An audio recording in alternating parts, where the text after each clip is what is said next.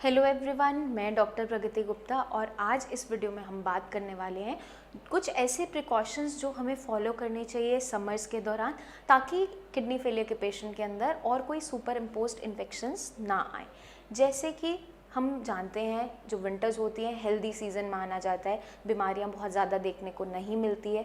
जैसे मौसम बदलता है एक एनवायरनमेंट ऐसा क्रिएट होता है, माइक्रोबियल एक्टिविटी बढ़ जाती है, क्योंकि जब गर्मी आती है मॉइस्चर का कंटेंट जैसे ही बढ़ना शुरू होगा, जैसे रेनी सीज़न आने लगता है, इन्फेक्शंस बहुत ज़्यादा तेज़ी से बढ़ने लगते हैं।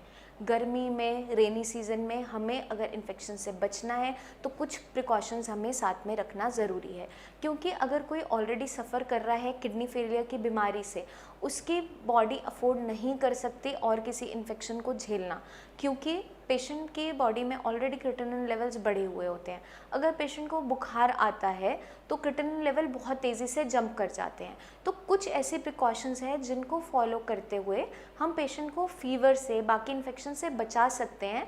और अगर फिर भी ऐसी कंडीशन क्रिएट होती है बॉडी के अंदर तो हमें कैसे उसको मैनेज करना है, उसी सब के बारे में हम डिस्कस करेंगे इस वीडियो के अंदर। सबसे पहले चलते हैं हम फर्स्ट टिप की तरफ। हमें पानी की सोर्स का ध्यान रखना है कि जो आप पानी पी रहे हो वो साफ़ है या नहीं है। तो डायरेक्ट सप्लाई का पानी आप कभी भी कंज्यूम नहीं करोगे। घर पे अपना आरओ होना ज़रूरी है या फ़िल्टर लगवाओ। अगर नहीं कुछ भी ऐसा पॉसिबल हो रहा है तो आप पानी को उबाल के कंज्यूम करना स्टार्ट करो। बॉइल्ड वाटर ही आप लोगे। रात में अपना पानी बॉईल किया, नॉर्मल टेम्परेचर पे होने दिया, फिर उसको आप कंज्यूम कर सकते हो। क्योंकि अगर हमारी बॉडी में कोई इन्फेक्शन पानी के थ्रू जा रहा है, बहुत सी ऐसी बीमारियां हैं जो वाटरबोर्न रहती हैं, लूज मोशंस होना, टाइफाइड होना, पानी के कंटामिनेशन से हमें देखने को मिल जाता है। तो अननेसेसरीली हम क्यों उस चीज़ को लें जिससे हम बचाव कर सकते हैं और जिसका हमें पता है कि बहुत बुरी तरह हमारी बॉडी पे इफ़ेक्ट होगा अगर हम किडनी फेलियर के पेशेंट साथ में हैं।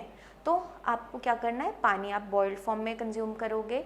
और सेकंड टिप, आप कभी भी डायरेक्ट फ्रिज का ठंडा पानी कंज्यूम नहीं करोगे। गर्मियाँ आते ही अक्सर पेशेंट को ठंडा पानी पीने का मन करता है, क्योंकि बहुत तेज़ गर्मी है, फ्रिज का पानी पीने का मन तो करेगा। लेकिन पेशेंट को जब भी पानी पीना है, एक ऐसा टेम्परेचर हो जो सूदिंग भी उसे लगे और नुकसान भी ना करे। डायरेक्ट फ्रिज से निकाल के कभी भी पानी कंज्यूम नहीं करना है। अगर आपको ठंडा पानी पीने का मन है तो आप एक काम कर सकते हो, पानी को आप मटके में स्टोर कर लो, घड़े में रख लो। उसमें टेम्परेचर अच्छा मेंटेन हो जाएगा, पीने में भी अचानक से एकदम से आपका गला ख़राब नहीं होगा। तो आप मटके का पानी कंज्यूम कर सकते हो। थर्ड टिप जो आपको खास ध्यान रखना है, अब ज़्यादातर जितने भी किडनी फेलियर के पेशेंट्स होते हैं उन्हें ठंड ज़्यादा लगती है, गर्मी वैसे कम लगती है, क्योंकि उनके बॉडी में हीमोग्लोबिन की मात्रा कम देखने को मिलती है, बॉडी में वीकनेस होती है, तो पेशेंट को अक्सर गर्मी कम लगती है। लेकिन अगर पेशेंट को गर्मी लग भी रही है और एसी में अगर पेशेंट सो रहा है तो बहुत ज़्यादा आपको लोअर टेम्परेचर पे एसी नहीं चलाना है कि आप चिल्ड करके एकदम 16 पे एसी चला रहे हो।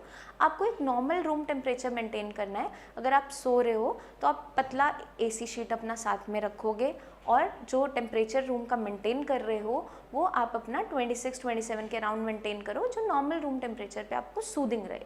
क्योंकि अगर हम बहुत ठंडे टेम्परेचर में सो रहे हैं और पेशेंट अचानक से सुबह उठते ही रूम से बाहर जाता है, पेशेंट को कभी कभार छींकें आनी स्टार्ट हो जाती है, गला ख़राब होने लगता है, ये सारे सिम्टम्स गर्मियों में अचानक से देखने को मिल जाते हैं। जब भी आपको बाहर जाना है, एकदम एसी से आप डायरेक्टली बाहर नहीं निकलोगे, चाहे आप गाड़ी में ट्रैवल कर रहे हो या आप घर से निकल रहे हो। थोड़ी देर एसी को आप बंद करोगे, अपना टेम्परेचर नॉर्मल होने दोगे, फिर आप बाहर स्टेप आउट करोगे। क्योंकि यही छोटी छोटी प्रिकॉशंस आपको बाकी इन्फेक्शन से, फीवर से बचाती हैं। और अगर आप इनको अच्छे से फॉलो कर लेते हो तो गर्मियों में भी आपको साथ में और कोई बीमारियां नहीं होगी। अब चलते हैं हम नेक्स्ट टिप की तरफ। हमें क्या खास ध्यान रखना है कि जो हम खाना खा रहे हैं वो फ्रेशली प्रिपेयर्ड हो। बासा खाना बिल्कुल नहीं खाना है। अगर आपने मॉर्निंग में कुछ बनाया था, शाम को आप कंज्यूम नहीं करोगे, क्योंकि चांसेस होते हैं गर्मियों में खाना जल्दी ख़राब होने के।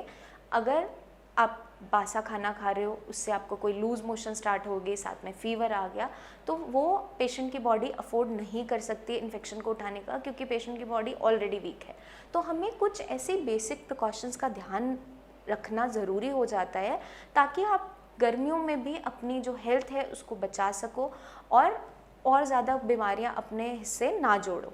तो हमें क्या ध्यान रखना है, जो भी मैंने आपको टिप्स बताई हैं, पानी आपको या तो आरओ का या बॉइल्ड वाटर लोगे, मटके में भी उसको स्टोर कर सकते हो ताकि एक नॉर्मल अच्छा टेम्परेचर हो जो पीने में आपको सूदिंग भी हो, थर्स्ट को भी सेटिस्फाई करे। साथ के साथ आप फ्रेशली प्रिपेयर्ड फूड खाओगे, बासा खाना नहीं खाओगे ताकि कोई भी लूज मोशन या फिर पेट के कोई भी इन्फेक्शन से आप सफ़र करें।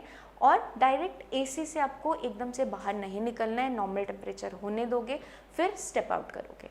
तो यही 3-4 छोटी सी प्रिकॉशंस अगर हम फॉलो कर लेते हैं तो हम साथ के जुड़ते हुए इन्फेक्शन से बच जाते हैं। और साथ के साथ हमें अपनी इम्यूनिटी पे भी काम करना है। अब पेशेंट जो ऑलरेडी एक बीमारी से सफ़र कर रहा होता है, उसकी बॉडी की इम्यूनिटी वैसे ही वीक हो जाती है, वो ज़्यादा ससेप्टेबल होता है, प्रोन होता है अदर इन्फेक्शंस को जल्दी से कैच करने की। अब क्योंकि कोविड का टाइम है, कोविड के केसेस बढ़ते चले जा रहे हैं, तो जितने भी किडनी फेलियर के पेशेंट हैं अपने नेफ्रोलॉजिस्ट से बात करके सबसे पहले वैक्सीनेट होना उनके लिए ज़रूरी है। क्योंकि वैक्सीनेशन के बाद भी अगर किसी को कोई दिक्कत होती है, अगर कोविड पॉजिटिव हो भी जाता है पेशेंट, तो एटलीस्ट कुछ ना कुछ सिम्टम्स कम रहेंगे। तो पेशेंट को इसके बारे में नॉलेज होना ज़रूरी है, आपको पता करना ज़रूरी है, नॉलेज गेन करो और जल्दी से जल्दी अपनी वैक्सीनेशन कंप्लीट करवाओ। बाहर जब भी आप निकल रहे हो, ज़रूरत होने पे ही बाहर जाओ, मास्क ज़रूर पहनो, हैंड्स की हाइजीन मेंटेन करो, अच्छे से हाथ पैर धोना है और बासा खाना बिल्कुल नहीं खाना है, बाहर का खाना पैक्ड फूड नहीं खाना है, आपको उस चीज़ का खास ध्यान रखना है। तो अगर हम ये छोटी छोटी प्रिकॉशंस के बारे में नॉलेज रखते हैं, इनको फॉलो करना स्टार्ट करते हैं, तो हम बाकी जुड़ रहे इन्फेक्शन से बच जाते हैं। क्योंकि कई ऐसे इन्फेक्शंस पेशेंट की बॉडी में देखने को मिल जाते हैं। कभी कभार क्या होता है, पेशेंट की हिस्ट्री जब हम लेते हैं, पेशेंट कंप्लेन कर रहा होता है लूज मोशन बहुत लंबे टाइम से आ रहे हैं, उनको बहुत सी दवाइयाँ दी जाती है इन्फेक्शन के लिए, फिर भी लूज मोशन नहीं रुकते। जब स्टूल कल्चर पेशेंट का उस केस में हम करवाते हैं, स्टूल की एग्जामिनेशन करवाते हैं, उसमें क्या देखने को मिलता है, वर्म्स के इन्फेस्टेशन मिलते हैं, कोई ना कोई वर्म्स देखने को मिल जाते हैं। अब वो वर्म्स की साइकिल, लाइफ साइकिल पेशेंट की बॉडी में कहाँ से आई, सबसे पहला सोर्स जो डिपेंडेंट होता है वो आपका खाना और पानी है। तो पानी के सोर्स का हमें खास ध्यान रखना है, बॉयल करके लो या आरओ का लो। तो ये प्रिकॉशंस अगर सारी हम फॉलो करते हैं, अपनी इम्यूनिटी को बूस्टअप करते रहते हैं और इन चीज़ों को हम अगर फॉलो अच्छे तरीके से करते हैं, तो बाकी जुड़ रहे इन्फेक्शन से हम अपने आप को बचा सकते हैं और अपनी किडनी को रिपेयर होने का मौका दे सकते हैं। आई होप ये वीडियो आपको मदद करेगी नॉलेज गेन करने में, इन्हीं सारी प्रिकॉशंस के बारे में। फिर भी माइंड में आपके कोई भी डाउट्स रह जाते हैं किसी भी चीज़ को लेकर, तो अब डाउट्स में आपको बिल्कुल नहीं रहना है। नीचे दिए हुए नंबर्स पर हमसे कॉल करके आप बात कीजिए, मुझसे क्लिनिक पे आके आप अपॉइंटमेंट लेके मिल भी सकते हैं। कोई भी माइंड में आपको डाउट नहीं रखना है, अपनी डाइट को क्लैरिफाई करो, मैं क्या खा सकते हैं नहीं खा सकते हैं, वो हम आपकी रिपोर्ट्स देख के आपको पूरा गाइड कर पाएंगे, क्योंकि पेशेंट की कंडीशन के हिसाब से उसको डाइट के बारे में समझाया जाता है। कुछ बेसिक जनरलाइज डाइट होती है जिसको किडनी फेलियर के पेशेंट को फॉलो करना होता है, बट कुछ उनकी कंडीशन के हिसाब से हमें बतानी पड़ती है। तो वो तब हम आपको गाइड कर पाएंगे जब आपकी रिपोर्ट्स आप हमें फॉरवर्ड करोगे, आप अपनी कंडीशन को डिस्कस करोगे, अपने सिम्टम्स बताओगे, तभी जो बेस्ट टू बेस्ट ट्रीटमेंट होगा आपके लिए पॉसिबल वो हम करेंगे, ताकि आपकी किडनीज दोबारा से रिकवर हो जाएं और हेल्दी कंडीशन में आपकी बॉडी आना स्टार्ट हो जाए। जल्दी ही मिलेंगे नेक्स्ट वीडियोस में, जिसमें मैं लेकर आऊँगी बहुत सी टिप्स जो मदद करेगी आपकी किडनी हेल्थ को मेंटेन करने में। तब तक के लिए आपको छोटा सा काम करना है, अपना खास ध्यान रखना है, प्रिकॉशंस को फॉलो करना है। Take care.